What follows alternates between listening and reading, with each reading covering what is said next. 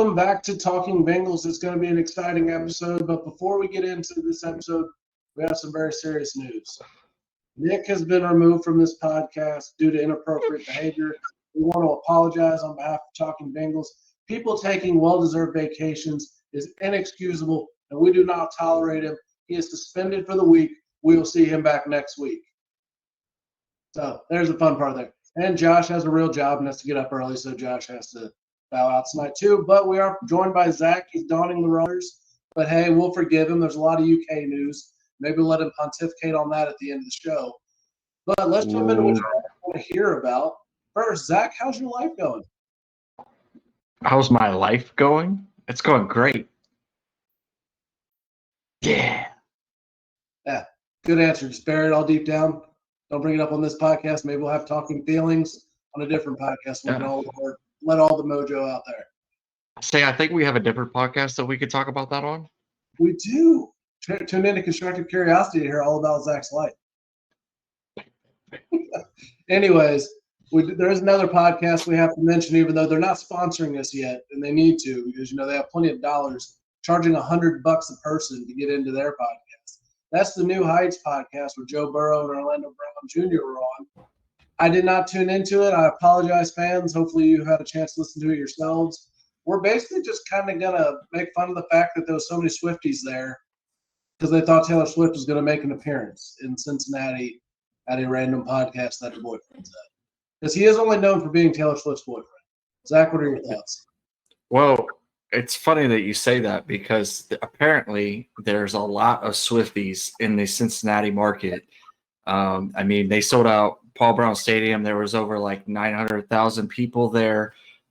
It was so bad during the 2-day event or 3-day event or whatever it was because I'm not local right now.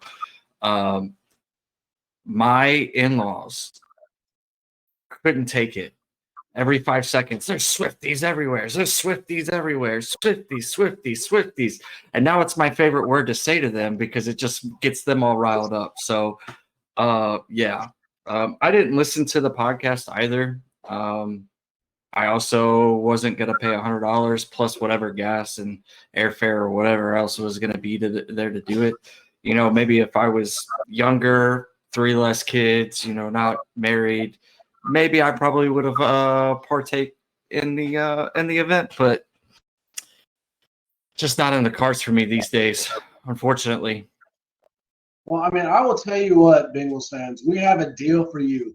If you paid $100 to go to the New Heights podcast, you can pay $10 and you can listen to every Talking Bengals episode. You can also listen to it for free, but hey, $10 is better for us. So we appreciate your support. If you want to just throw money at things you could also listen to for free, feel free to throw money our way. We'll take dare I say, it'll keep the lights on.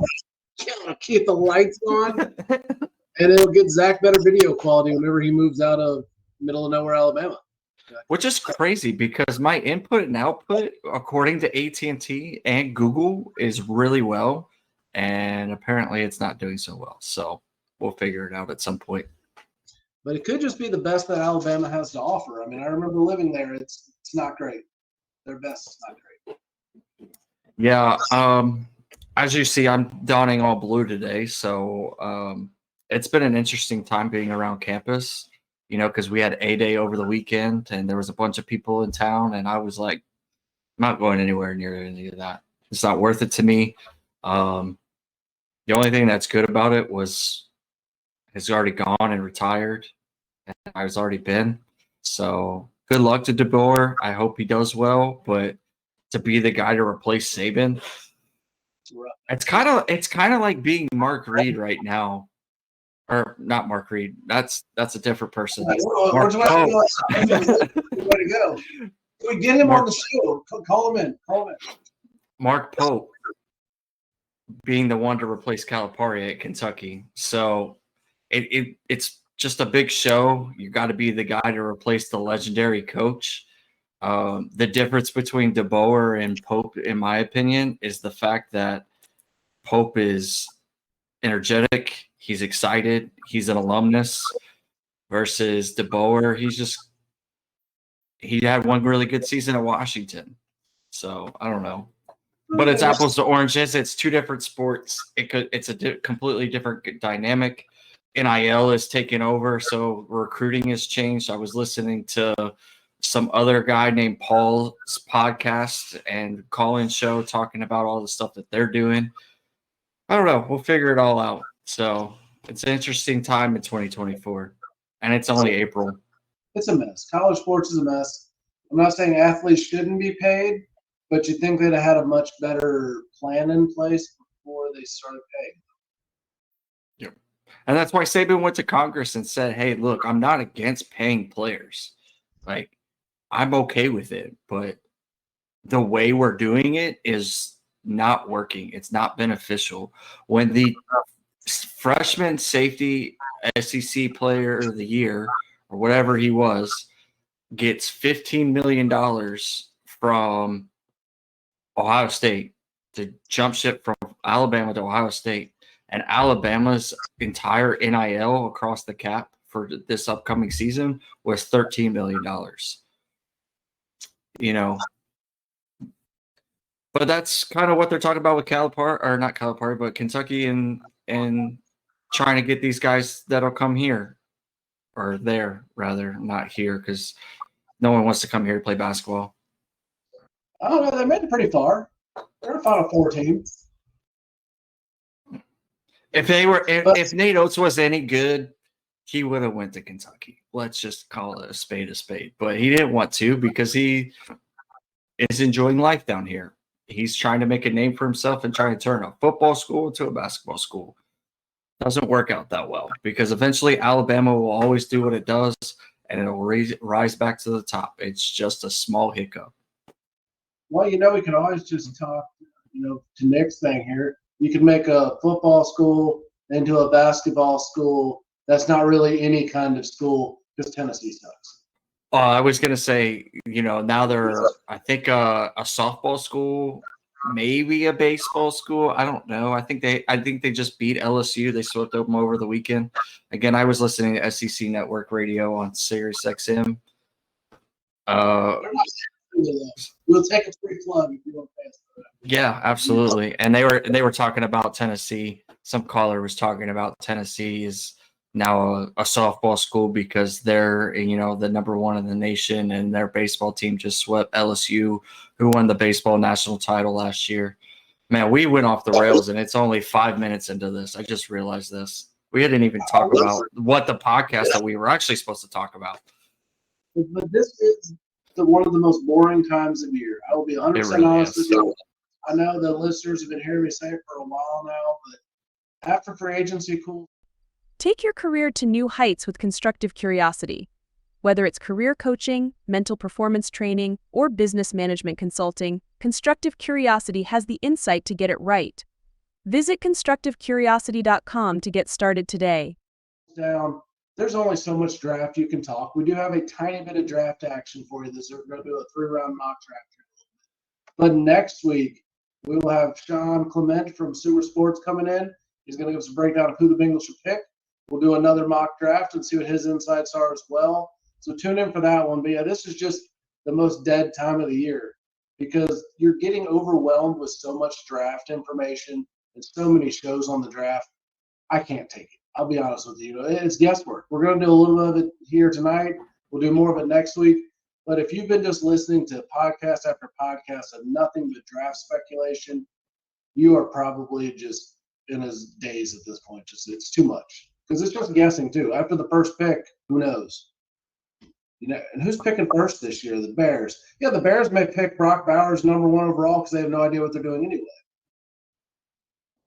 That would be insane.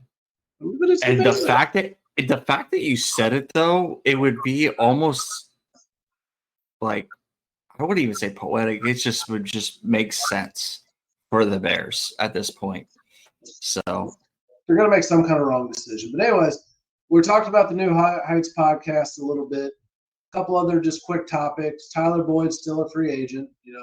I'm hoping he lands somewhere, not in the AFC North. I want him to do great things, but I don't want to see him in a Steelers uniform. I know this one keeps popping up. I don't want to see that. I know he's from Pittsburgh. Maybe it's something he wants to do. I don't want to see him. I'm just really glad that those talks kind of died down, and they pretty much had came out and said like that ship sailed. We've moved on from Tyler Boyd. We just couldn't come to an agreement. So, Tyler, just saying, man, you want to come back to Ohio? Cincinnati will take you in. Just got to take a little bit less money than you're used to. Got to take less money, and I don't know where he's going to go because they've made it pretty apparent, in the subliminal messaging that we want a fast slot guy that can also play outside. That's what they keep saying. No, not John Ross. We don't want the John Ross type pick, so not that guy, but a good receiver that can run a 4.4 or sub-4.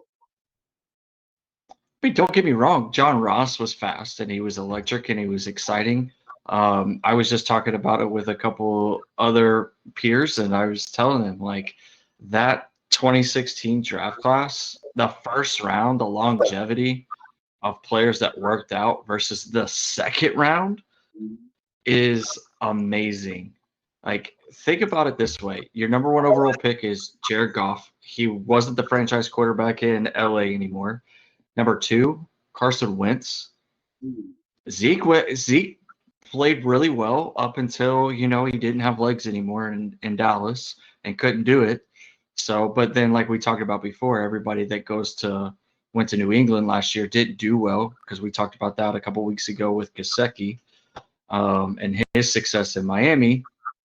And then you just look at the rest of the class and you just go, this guy went the first round. That guy went in the first round.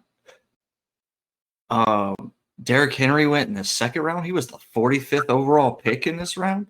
What are we doing? Crazy. Eli Apple was a first-round pick in that draft.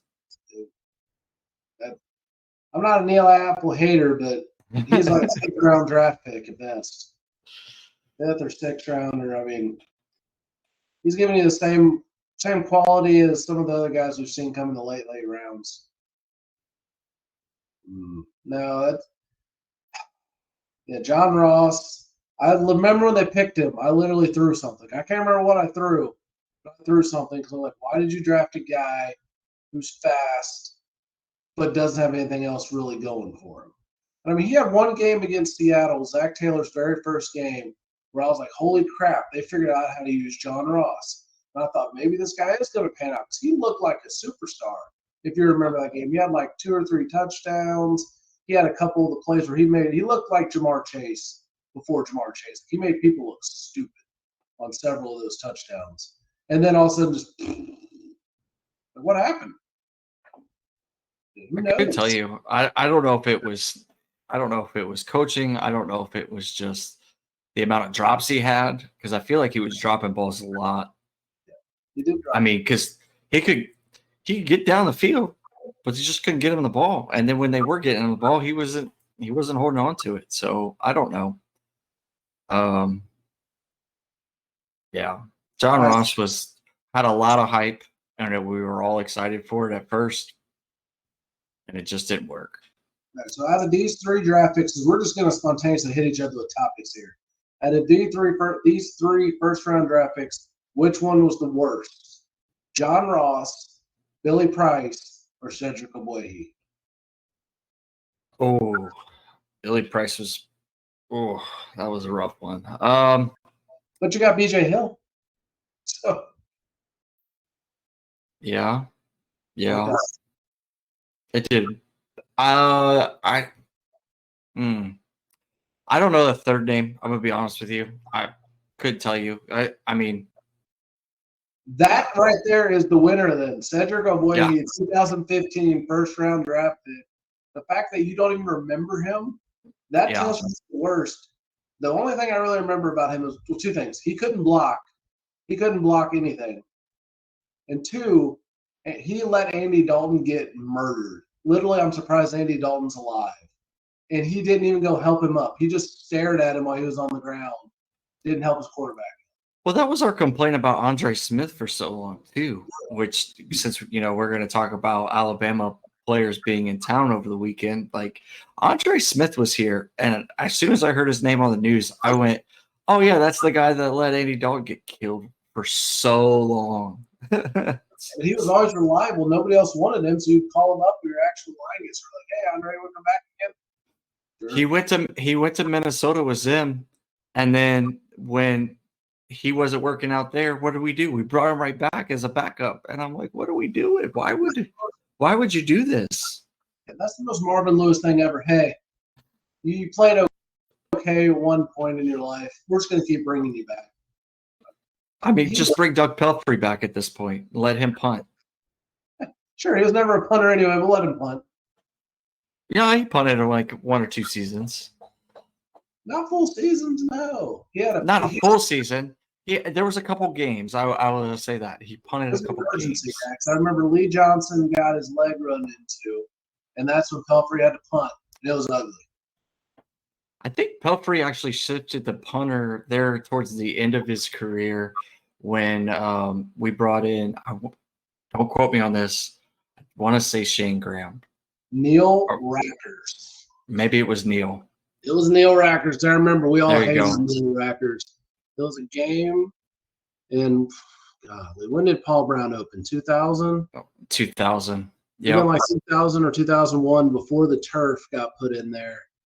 And we were playing a game against the Steelers, and the Bengals kept trying to win it. The Steelers kept trying to win it. The turf was so bad, nobody could make a field goal because the turf. I remember that game. Oh my gosh. Yeah, it was brutal to watch.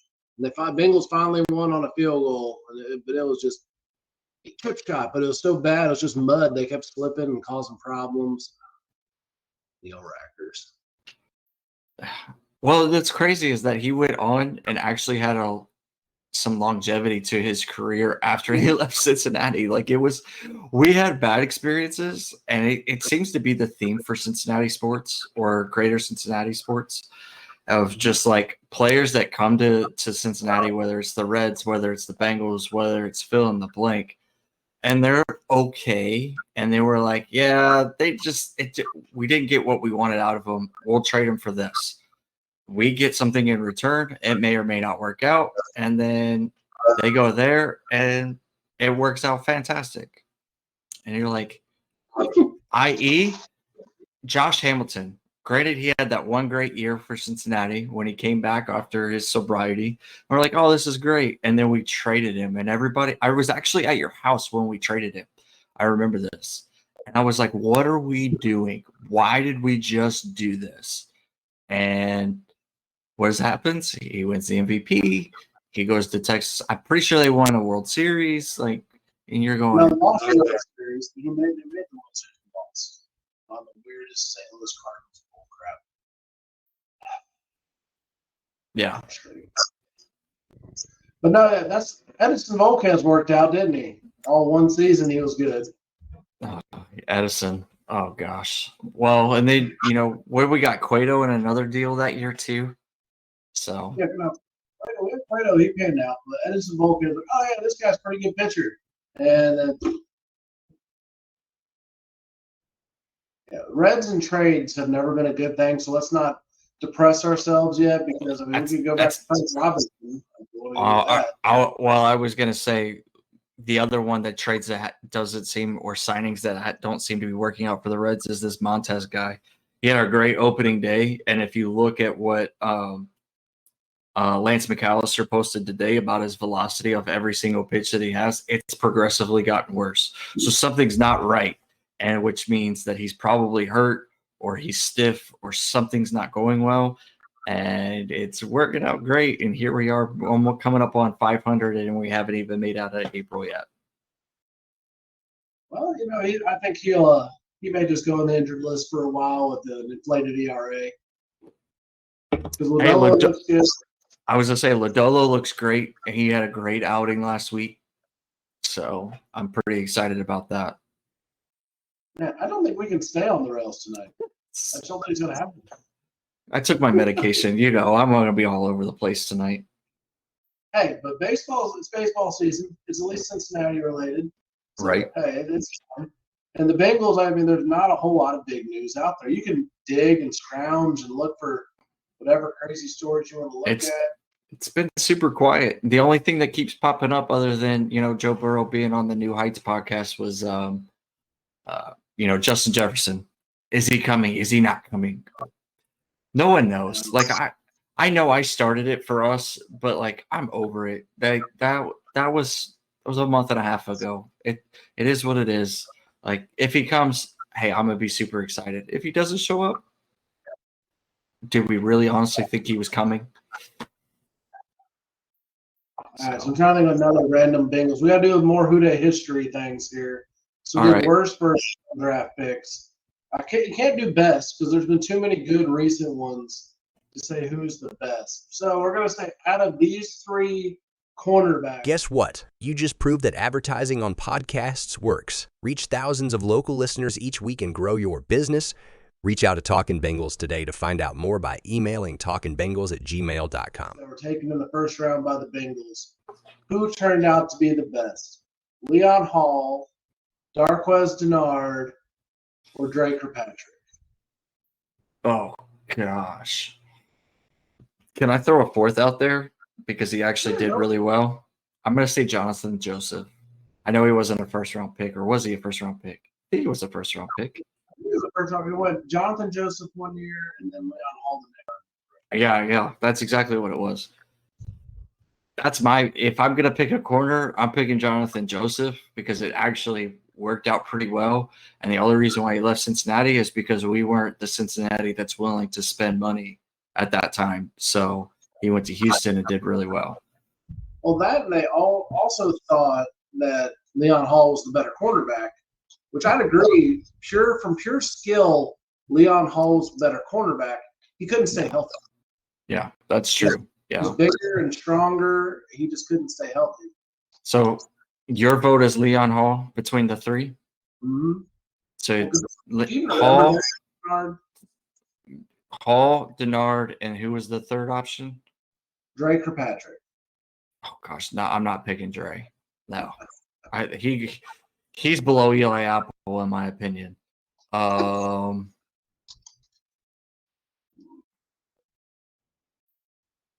don't know. Dennard wasn't bad. I think Leon. He was decent, but like you said, Leon was the better talent. It's just if he would have stayed healthy, I think it would have worked out a little bit better. And it pains me to say that because he's a Michigan guy. You know how I feel about the Big Ten. Is it a real conference? I just like to stir the pot. Yeah, so he was right. Joseph in 2006 was the 24th overall pick, and Leon Hall was the next first round pick for the Bengals next year in 07. I mean, they both had good careers. Could have been better for Leon Hall. Both had good careers overall. But at this point, I think let's just go ahead and jump into this wonderful mock draft. We would tell you what mock draft later that we're using, folks. But once again, they're not sponsoring us, so we're not obligated to give a shout out to them. So we're going to enter the mock draft. So, Zach, I will let you go first. And if there's a trade offer you want to take, you can take whatever trade you want to give. But otherwise, just hit start draft. And I'll let you pick first and say who's available, like who's close and available for that pick. All right. So my big board right now, and oh boy, is it a good one. So the top three right now, Cooper DeJean, Latu, the edge from UCLA, and Newton, the defensive interior lineman from Illinois, and Terrion Arnold, the other corner from Alabama. That is a top four that makes this pick very, very difficult because I'm partial to corners. I grew up watching Deion. I love Deion. It's part of the reason why I wanted to play the game. Cooper DeJean is a sneaky player. And the fact that on this one, he's falling to 18, man, it's kind of hard to say no to that pick. But it doesn't meet the needs of tight end tackle or interior defensive line. So I'm going to go Newton from Illinois on the first round. What do you got? So mine has a little bit different stuff. Sorry, I'm trying to get through all these. There's like a million proposed trades right now. I don't want to do trades. I just want to get to the straight picks. Bengals fans will be going crazy on this one because right now, Brock Bowers is available. I do not want to tie him in the first round. I think it is terrible value. So no way am I going Brock Bowers. But before I say that, I guess, let me look who else is left. Terrion Arnold, cornerback from Alabama. I don't want a corner.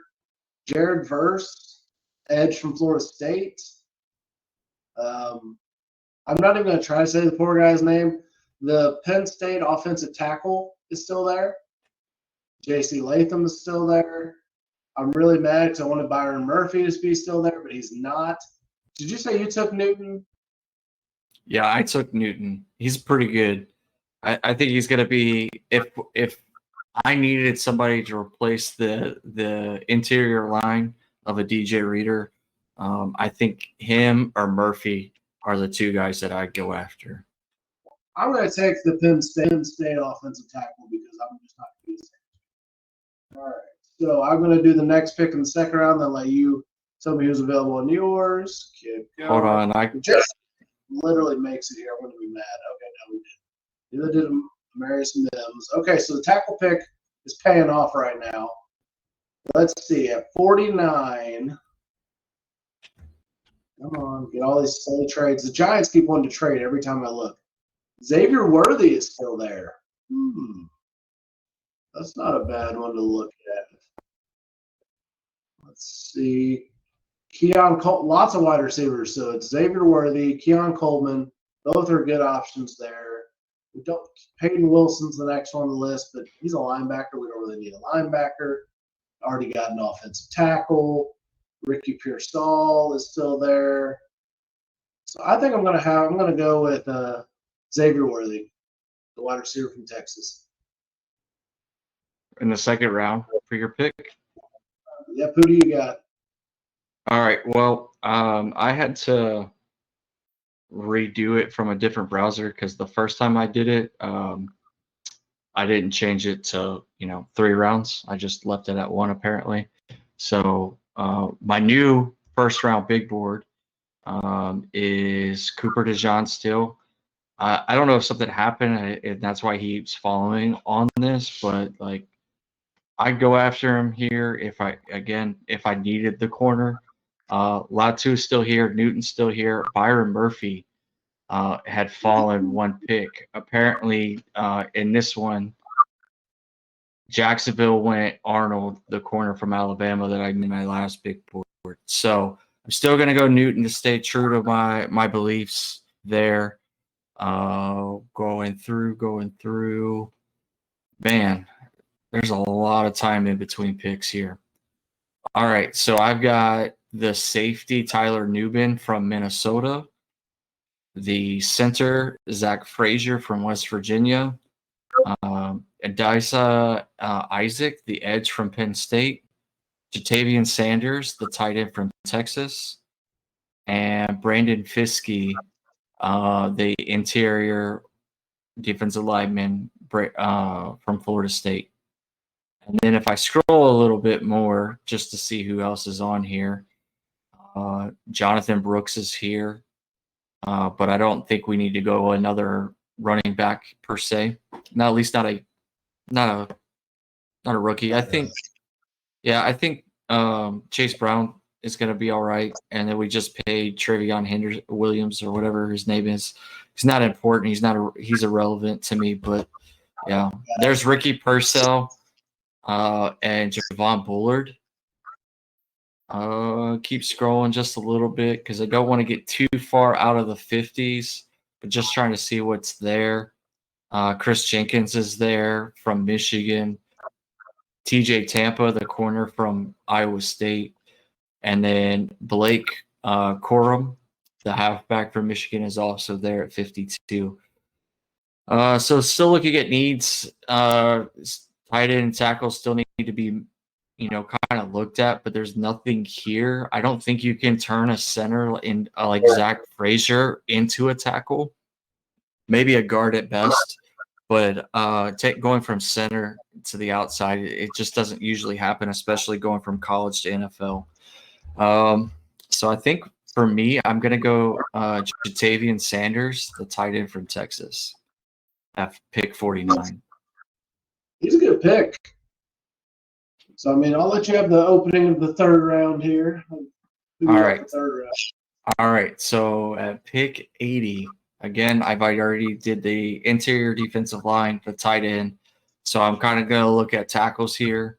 My 76 through 84 best available right now for pick 80. Devontae Walker, the wide receiver from North Carolina. Spencer Rattler from USC. That's South Carolina, not to be confused with SoCal. Javon Baker, the wide receiver from UCF. Bucky Irving, halfback, Oregon. Johnny Wilson, the wide receiver from Florida State. Ray Davis.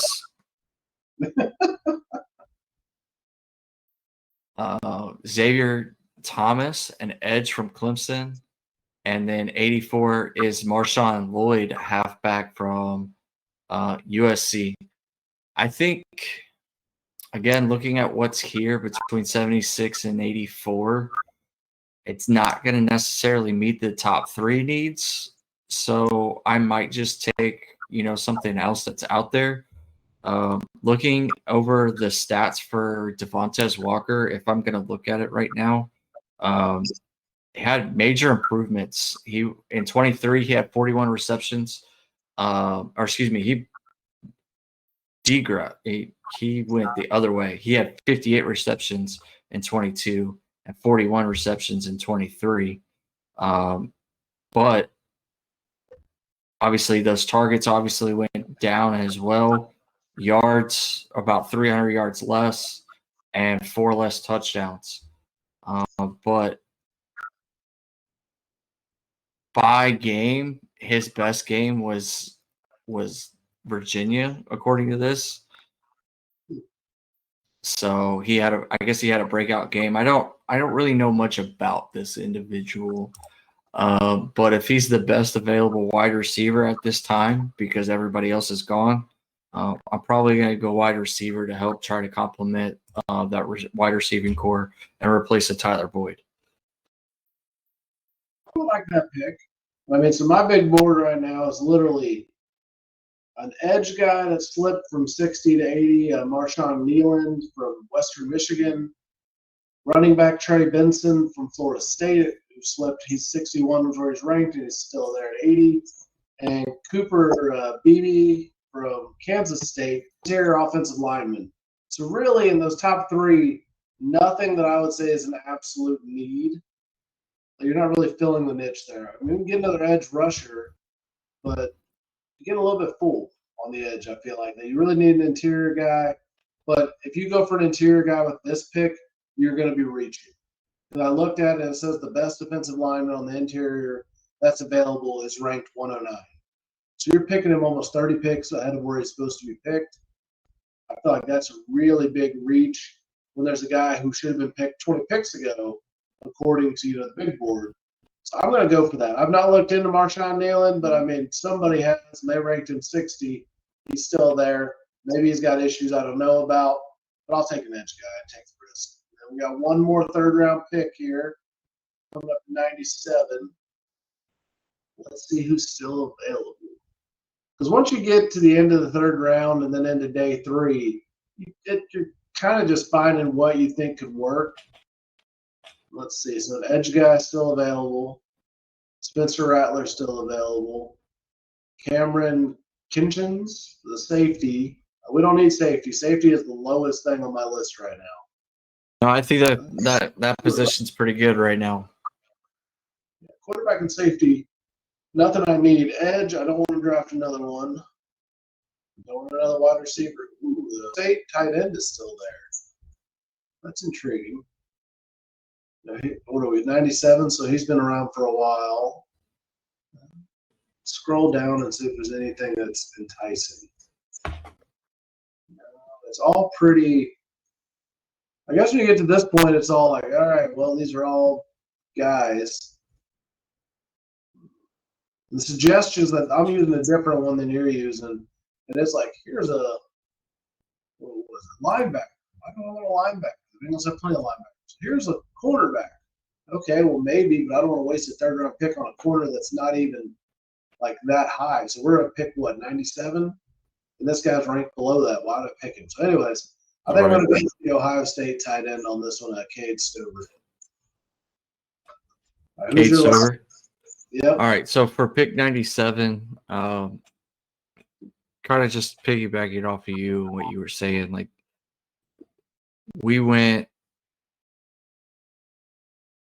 at interior defensive line, we went tight end, we went wide receiver.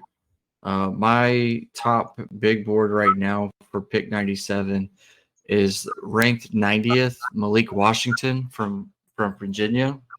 And then 96. And this is intriguing to me only because I like to live in the past in my childhood, the non-trauma parts, and that's Jeremiah Trotter Jr. Okay. Yes, that Jeremiah Trotter made a linebacker who played at Clemson and is available to the Bengals right now. And I'm really intrigued to go pull that trigger to add him to my linebacking core here in the late third round. So other players that are available right now, two quarterbacks. No, excuse me. The Tulane quarterback. He's the only quarterback available. I misread the. I'm not wearing my glasses because of lighting. So, yeah, reading's fundamental. But Michael Pratt, Michael Pratt is the quarterback from Tulane. He's available 97. Braylon Trice, the edge from Washington. Cedric Van Pran from Georgia, again center. Georgia's really had a really nice offensive line especially over the Kirby Smart era. And they just continue to get better. But like I just said, I don't think taking a center and trying to put him at a tackle is necessarily the thing that we need to accomplish. Much like I don't think we're going to take him to be a guard and try to make one of the guards a tackle. So I guess my pick. I guess the next couple that are down here are Tyrod Tracy from Purdue and Cade Stover from Ohio State. I think the tight end room is already kind of full at this point with my second round pick. So I think I'm gonna actually pull the trigger on Jeremiah Trotter Jr. here, the linebacker from Clemson. Right. So to recap, we went defensive line, tight end, wide receiver, and then linebacker. Yep, in the first 3 rounds. So I went O-tackle, wide receiver, edge, and then tight end. So, trying to get this ad to go away from this other site because they don't pay us. So I'm not going to subscribe. If you don't pay us, we're not giving you nothing. Just like I give you money, you give me money. I give you money, you give me money. Just like the drink he's drinking there. He can't show you the label because we're not being sponsored. It's cola with 0 sugar. That's it. That's it. If you want to get it plugged on this show, you better throw out some dollars. Because we're all about the money, the Benjamins, the dollar bills. This is what happens in the off season, folks. We're just literally filling airtime here. But that's we're mid-30s guys. Just Looking for a great book? Check out Once Left the Field of Valor. When Damien Shaw finds a blood-stained envelope after a battle, he is struck by a series of debilitating flashbacks that threaten to unhinge him. The letter leads him on a grueling journey of penance to present it to its intended recipient. This addicting page-turner is filled with action, suspense, romance, and perseverance. It will keep you on edge to the very end and leave you wanting more. Get your printed edition or ebook today on Amazon. trying to do things. So yeah. Well, this was our draft preview show because we actually have the real draft preview show. So the preview to the preview was tonight. Next week will be the full-on. We're looking at everything in the draft. We're going to have more expert analysis. We're going to really try to figure out who the Bengals are going to pick. We'll do another 3-round mock draft because if you go any more than 3 rounds, it's just a crap show. I mean, it literally is. So we'll try to get you a little bit more coverage. Zach, anything else you want to bring up tonight? Well, before I get to that, what was your grade for your mock draft? I'm just curious. A+. No, it wasn't. Oh, dead serious. A plus. Share your screen, or it didn't happen. Bro. No, Bro. Hold on. oh, you closed it, you. You closed it. Amateur. Amateur. No, I didn't close it. You just wait. I ranked top 62% of all drafts in the website. Damn. A plus, A plus, A plus, A plus. Oh, okay. Well, maybe you're just better than I am. Well, we already knew that, Zach. Tell us something we didn't. Yeah. So I was a B plus. Okay. Apparently, I got a C plus for taking Jeremiah Trotter there at 97. I knew that's Yes. what drew me down. It is what it is, Or excuse me, it was pick. Yeah, it was pick 97. Yeah. Whatever. That's why I don't make any money doing this. My name's not Duke Tobin. But if it was, I'd consider it. Dude, give me a call. I got 4 A pluses on a random draft simulator. I know what I'm doing apparently. Give me a call draft night. I've done all the research, and by all the research, I mean zero research. Why? Yep. Why is it every time when we get to this point in the night that goes off? It's 11 o'clock. It goes off every hour on the hour. Oh, it's an actual clock. Okay, I gotcha. That makes more sense. Gotcha. Okay. Fair enough. I wanted to ask, like months ago, but I just assumed that you had some weird, zombies or ghosts in your home out there in undisclosed Union, Kentucky. It's Union adjacent. We'll say that. All right. Any other fun topics to bring up tonight? Well, let's see. We went off the rails pretty quickly. Pretty excited for Mark Pope. We don't listen to the Kelsey brothers or Taylor Swift's boyfriend and his brother. Yep. There we go. Let's see. Somebody's talking about me because my nose is itching. So I don't know if that's good, bad, or indifferent, but oh well, it is what it is. We did the mock draft. I just want some news. Give me something to talk about. Well, good news for you. Coming next week after our wonderful draft preview, which is the official draft preview of Bengals, of the Bengals. It'll be our official one, It's the one that all really care about. But the actual draft will be next week, too. So give us something to look at. Give us stuff to talk about the next week. So the next 2 episodes will be full of exciting and interesting topics to cover. And then we'll move right in off-season workouts, all that fun stuff, mini camps, and then drive on. It'll also be nice to talk to, somebody that's analytically smart about, these kinds of things. So I'm not knocking anybody on the show or anything, but like they bring stats and facts and figures, and it makes the conversation easier. They just don't talk from their other end. If only we had somebody that was nicknamed doesn't care about stats. We're gonna have to do that next week. Just have him and Sean talk to each other and compare.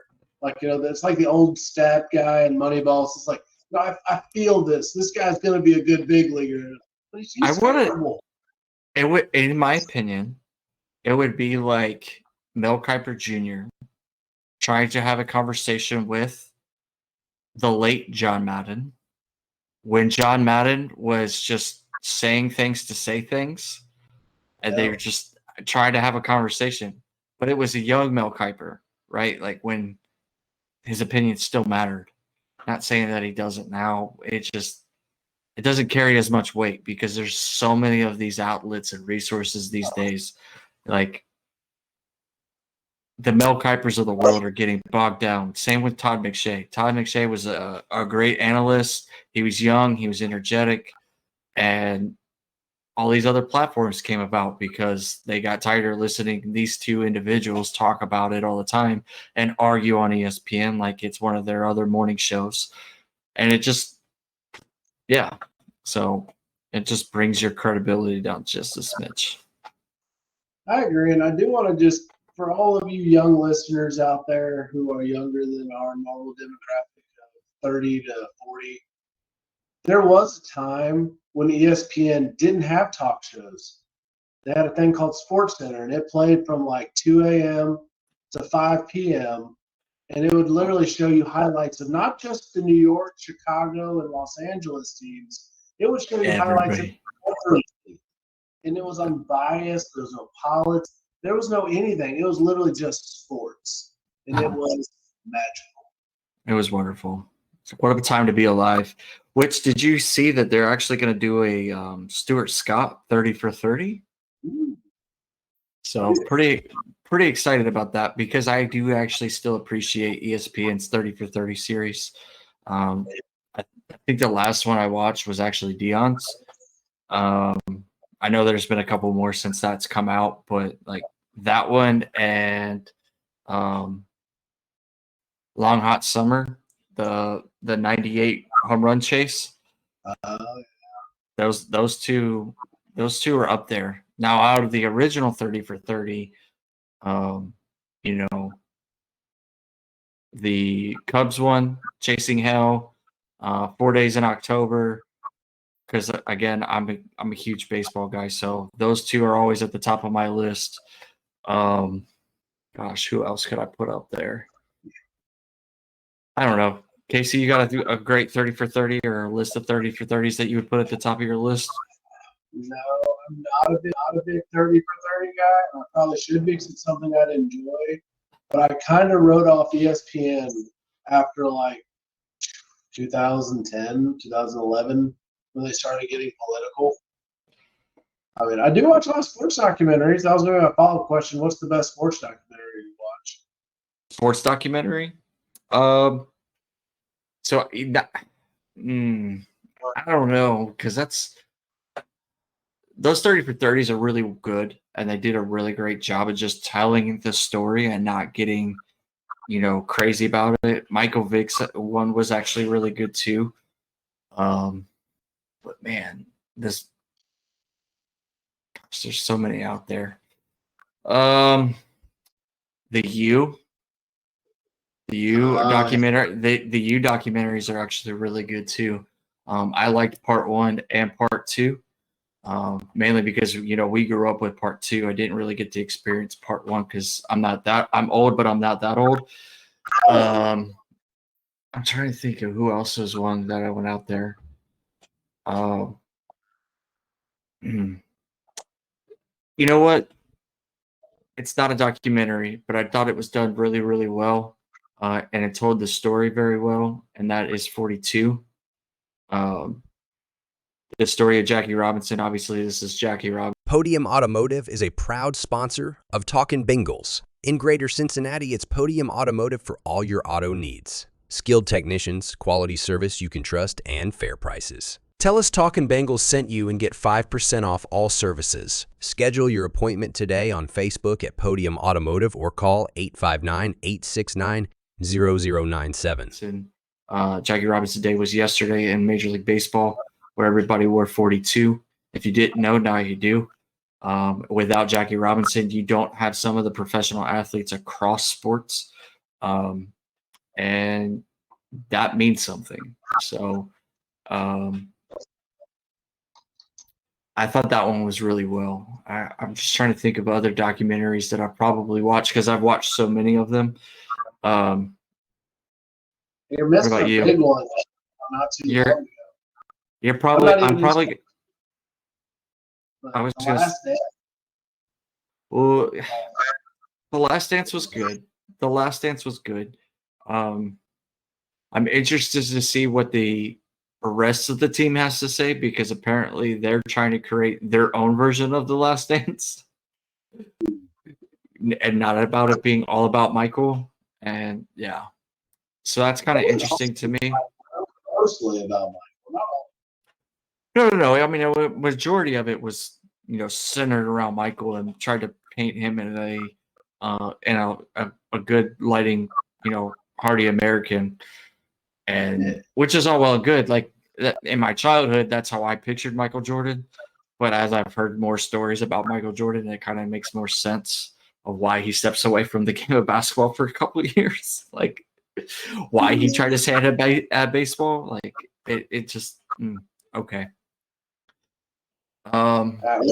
Since you talked about Jackie Robinson, I had the no spare. I'm a huge Jackie Robinson fan, but the scoreboard stumper that you always get people on because they say, well, he was the first player in the major leagues, the first black player.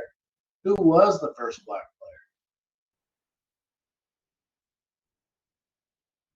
player? It's Moses Fleet Walker in 1884. So who did he play for? Because it wasn't the. Oh, okay. But they were a major league team at that point. Gotcha. So I mean, did not know that. That's a real answer. Is he the lasting person? No. Jackie Robinson's the one that made all the impact and the difference, but he was not the first. He was the first modern era African American player in the major leagues, who did all the great things. One of the best players in the game. We wish you could have seen his entire career in Major League Baseball, as opposed to only seeing maybe 2/3 of his best years. They could have a lot more longevity. Yeah, not taking anything away from him. Huge Jackie Robinson fan. But that's always a fun stumper to hit people with. So look at you like you're crazy and you say, just look it up. Yeah, I had no idea. But you know what's crazy is, since we're going to talk about crazy stats and things like that, Caitlin Clark just got drafted #1 in the WNBA. I haven't followed women's basketball much, but I know the name Caitlin Clark because of what she's done to the collegiate game. And I saw the viewership numbers for the WNBA draft last night, or I think it was last night, went to 2.8 million people tuned in because of her, Angel Reese, and a couple of other great, outstanding women's basketball players that are going to take that league to whole new heights. And I can't wait to watch it because you and I both, we were blessed with daughters first before we were blessed with sons. And, it just give them an opportunity to see it at a different perspective and not just watch the boys play. With that being said, though, Caitlin Clark had broken, the men's and women's records for scoring, but there was another individual that did it, but she did it at a small school, and I'm really bad at names and things like that, but I just know it was a big ordeal that this individual is actually the one that did it, and it was an African American woman in South Carolina. I just don't remember the name of the school, and I don't remember her name, but she still has Caitlin Clark beat by like 2,000 points or something like that. It was something astronomical, and I was like, yeah, she's not catching her. But everybody wants to acknowledge Caitlin Clark's and her accolades in this era, but you've got to acknowledge the one that did it first and who actually holds the record. So going back to Jackie Robinson, if you want to pontificate yourself and stall, I'll be right back in like 2.5 seconds. Oh, see, I got questions for you. I can talk about baseball all day long. So other things that are crazy, the hit king discussion between Ichiro and Pete Rose, does Japanese baseball equate to Major League Baseball? First off, it does not. It totally does not equate. I've been to Japanese baseball games. It is the most fun I've ever had at a baseball game, probably. But it doesn't quite add up. It's not the same level of talent. They are extremely talented there.